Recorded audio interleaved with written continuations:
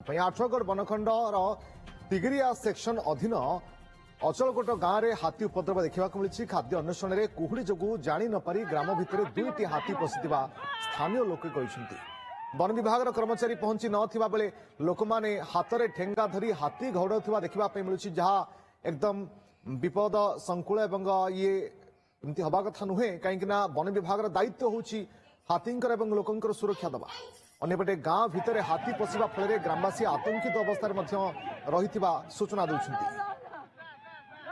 नीलकंठ द्वारा आम प्रतिनिधि जोड़ी होती आम सहित फोनलाइन अधिक सूचना। नीलकंठ, गाँव में हाथी पशिछि, लोक मैंने हाथी को गौड़ाउछन्ति ठेंगा बाड़ी धरी कोटना कोटी आम कहीपर ये बड़ विपद रही लोक मान प्रति जदि हाथी आक्रमण करे। वन विभाग ए बाबद खबर पाइबा पर पहुंचलानी ना नहीं? देखो निश्चित भाव रश्मि कही रखा आठगढ़ बनखंड में चंदका पटु दीर्घ दिन धरी हाथी मैंने चल प्रचल करते। केवल चंदका नुहे, उभय कपिलास अभयारण्य एपर तिगिरिया अंचल जो जंगल रही सेपटे जंगली हाथी मैंने अच्छा।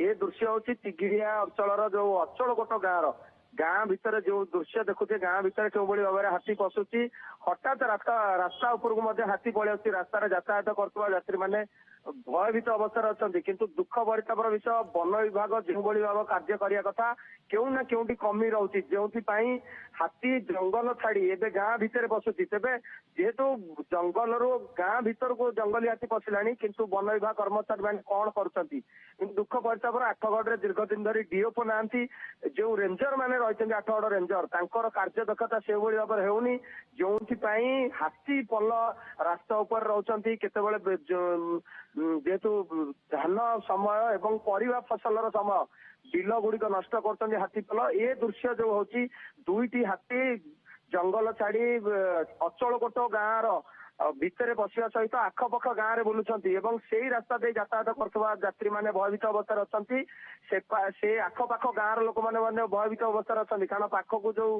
गाँ पाखक लगी रही परिवा फसल कहतु धान फसल कहतु से माने बिल को जीवाकू फसल को जीवाकू भय करछंती। किंतु वन विभाग जो कर्मचारी माने से भाई आखि दृश्य ड्यूटी करूना से अंचल को जाऊना, जो साधारण लोकंकर वन विभाग प्रति आस्था तुटी। रश्मि,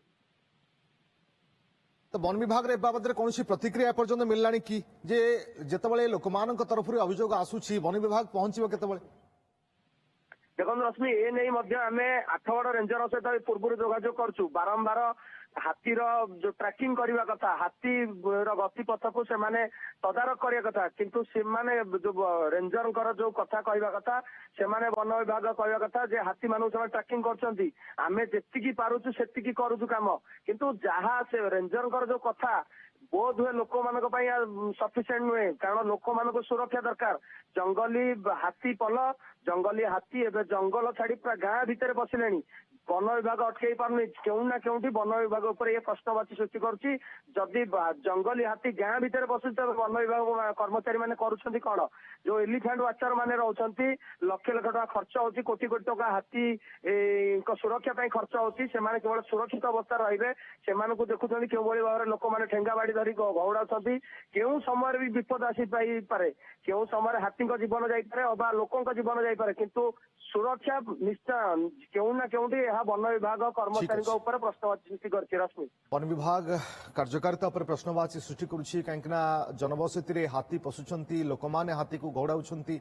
जदि से कौन अघटना घटुची ताले दायी किए रहिबो? बड़ प्रश्न निश्चित भाव में। बहुत बहुत धन्यवाद आपन समस्त सूचना पाइन नीलकंठ।